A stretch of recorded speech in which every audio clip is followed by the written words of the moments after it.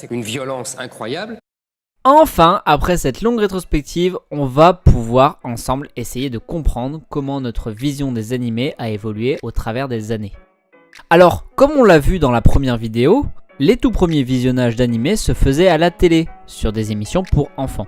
Ces émissions se voulaient être pour un très large public, ils diffusaient donc un large panel de dessins animés. Ce type de diffusion avait plusieurs avantages, déjà elle a permis la découverte de ce qu'était l'animation à des milliers de jeunes. Mais surtout, étant très variée, elle a permis à ces jeunes d'apercevoir toute la profondeur et l'étendue que pouvait offrir l'animation. En plus de cela, ces animés étant connus par beaucoup, il n'était donc pas rare d'assister à des discussions ou des échanges autour de ces œuvres dans la cour de récréation. Bon, ok, c'était généralement pas des échanges de très grande volée, mais ils avaient le mérite de montrer à quel point les enfants étaient impliqués émotionnellement dans leurs œuvres.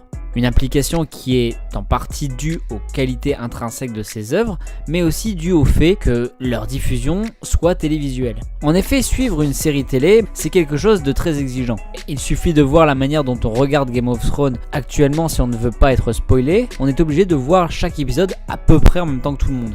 Mais la grande différence, c'est qu'aujourd'hui on a de la VOD, donc si on a loupé un épisode, on peut aller le revoir. Là où, à l'époque, fallait suivre un horaire précis, et si on avait loupé un épisode, fallait attendre la prochaine rediffusion. Tout cela explique en partie cette forte implication des jeunes par rapport à leur série télévisée. Une implication qui pouvait, vu de l'extérieur, avoir même un côté rituel.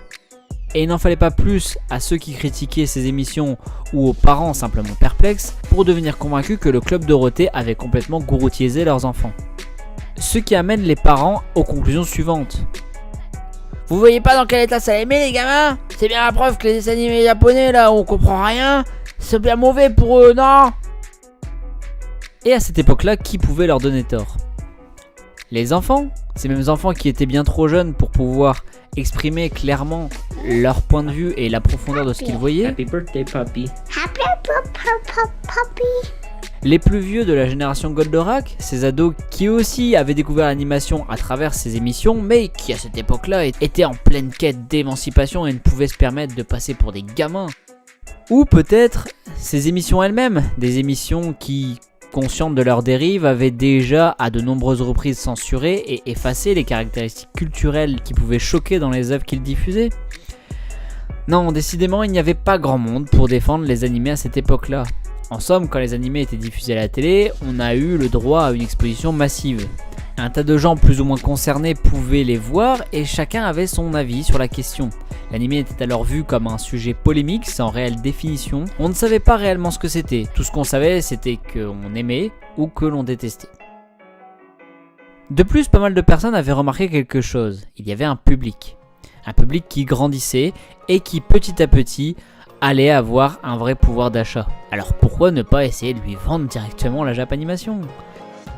Le satellite et les éditeurs vidéo sont devenus alors les grands pourvoyeurs pour ces quelques personnes qui aimaient l'animation et qui avaient les moyens de se l'offrir. Mais les fans d'animation n'étaient pas aussi nombreux que les revendeurs l'espéraient. La plupart étant simplement fans des séries de télé qu'ils avaient vues dans leur jeunesse, ou étaient encore trop jeunes pour de la vente directe. Ce qui implique que les revendeurs ne se sont pas impliqués dans le marché plus que de raison.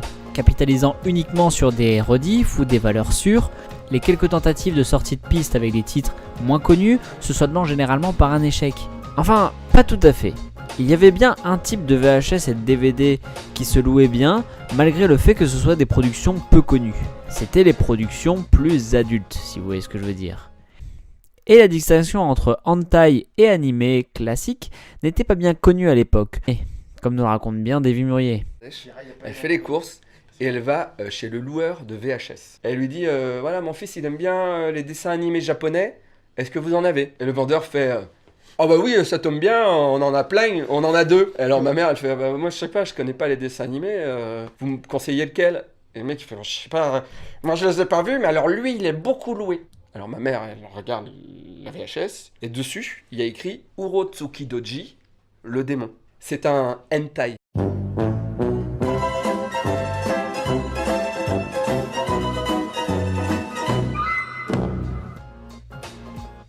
Ce genre de confusion participait à la mauvaise image de la Japanimation et surtout à l'image des fans d'anime qui n'avaient pas bonne presse à l'époque. Alors qu'ils n'étaient que des passionnés adorant leurs œuvres dans leur coin et qui pour beaucoup maintenant savaient tenir un discours cohérent et expliquer pourquoi leurs œuvres étaient si formidables. Oui, mais gros problème, il n'y avait pas forcément grand monde avec qui discuter ou partager sur ces œuvres.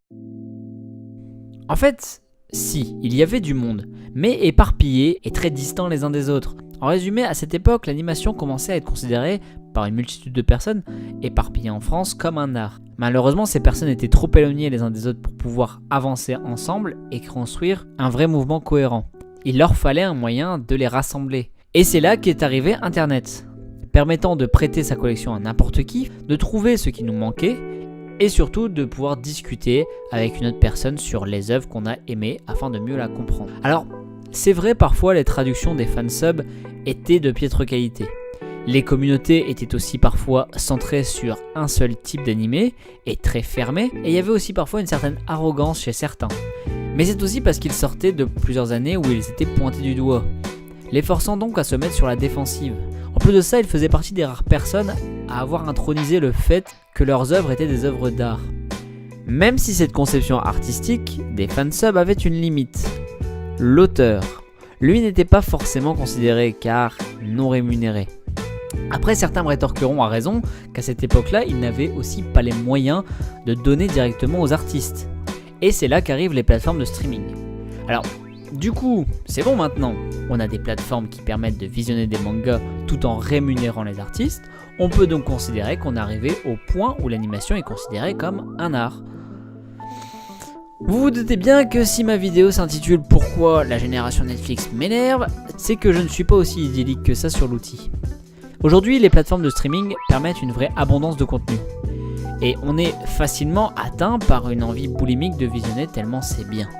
De plus, on a enfin l'impression d'être considéré par des boîtes comme Wakanim ou ADN qui sont elles-mêmes constituées de passionnés, ou l'impression d'être considéré comme un client privilégié par Crunchyroll qui est doté d'une œuvre faramineuse de titres, ou même par Netflix qui essaie de se diversifier et va même jusqu'à aider à la production de certaines séries. Des productions qui sont de plus en plus de bonne qualité. On sent que notre consommation a un impact sur la manière de produire. Enfin, plus en termes de qualité de doublage et de disponibilité, le Japon créant en priorité pour le Japon et les gros marchés étrangers. Mais bon, j'aime à penser que notre manière de consommer a un petit impact sur cette manière de produire. Bref, peut-être l'avez-vous remarqué, mais j'ai employé le mot « notre consommation ». Ce mot n'est pas anodin, car nous sommes de plus en plus des consommateurs d'anime. Parce que devenir consommateur, c'est super simple, comme le dit l'ermite moderne.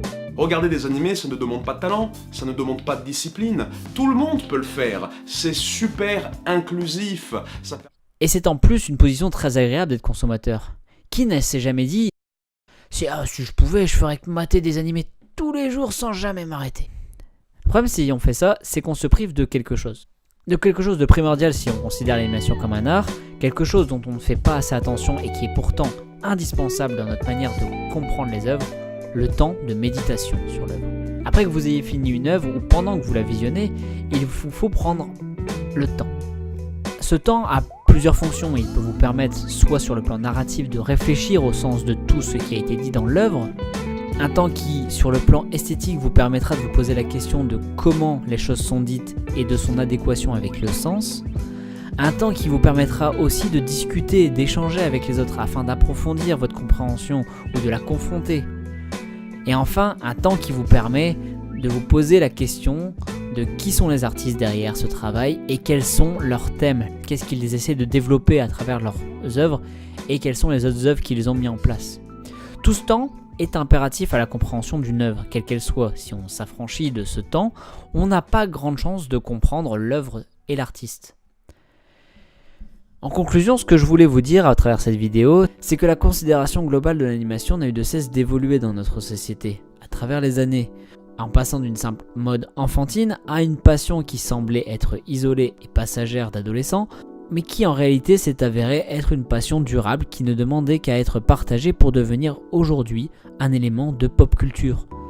Cette transformation a bien évidemment été très bien comprise par les revendeurs qui aujourd'hui considèrent l'animation comme un vrai marché d'importance et souhaitent vendre au plus grand nombre le plus animé possible.